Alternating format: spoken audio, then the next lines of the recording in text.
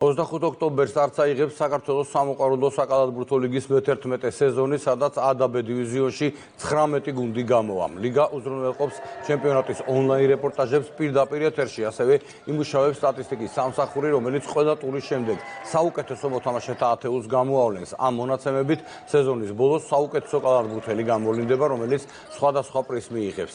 A-და B დივიზიონის ჩემპიონი გუნდი 5-5,000, მეორე ადგილზე გასული გუნდი კი 3-3,000 ლარს მიიღებს. სეზონის პირველი ნახევრის დასრულების შემდეგ იგეგმება საერთაშორისო სამოყვარულო ტურნირის ჩატარებაც. ლიგის მხარდამჭერები სპორტის სამინისტრო, თბილისის მერია და კალათბურთის ფედერაცია არიან.